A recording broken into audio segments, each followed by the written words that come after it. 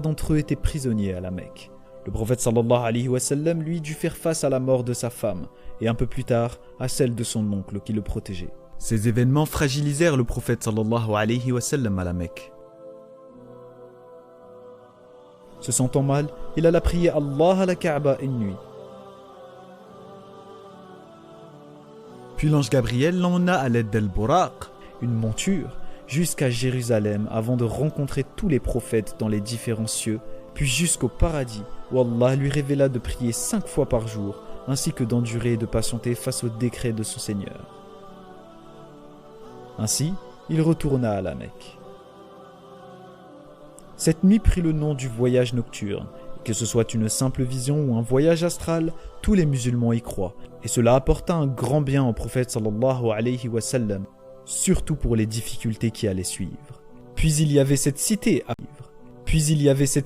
appelée Yathrib. Les gens avaient entendu parler du prophète sallallahu alayhi wa sallam, et ils l'invitèrent à se joindre à eux, lui et ceux qui l'avaient suivi parmi ses fidèles. Les musulmans partirent donc de la Mecque et firent une dangereuse traversée dans le désert jusqu'à Yathrib.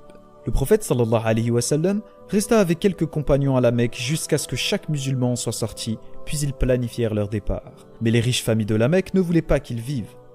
Pour le tuer, chaque famille envoya un assassin de sa tribu durant la nuit, mais il n'était déjà plus là quand ils entrèrent dans sa maison au petit matin. Des chasseurs de primes furent envoyés pour le traquer, mais le prophète sallallahu alayhi wa sallam et son meilleur ami Abu Bakr radiyallahu anhu s'en allèrent ensemble jusqu'à Yathrib, mais les traqueurs étaient prêts à tout pour la récompense.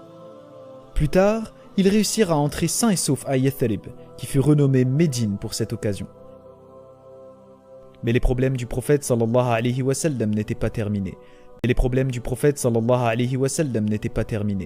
3 grandes guerres éclatèrent entre les musulmans de Médine et les idolâtres de la Mecque. La première était Badr, où le prophète sallallahu alayhi wa sallam et seulement 313 hommes firent face à pas moins de 1000 soldats mécois. De façon miraculeuse, les musulmans l'emportèrent, puis il y eut la bataille du mont Uhud qui ne se déroula pas comme prévu. Certains des hommes du prophète sallallahu alayhi wa sallam lui désobéirent et ouvrirent une brèche dans les défenses musulmanes. Puis il y eut la bataille des tranchées. Médine était protégée par les montagnes dans 3 de ses côtés. Donc, quand les Mécois attaquèrent de front, les musulmans y avaient construit une tranchée pour stopper leur avancée, et à cause des conditions de la bataille, les soldats idolâtres se résilièrent à abandonner le combat. Ce fut donc une nouvelle victoire pour les croyants.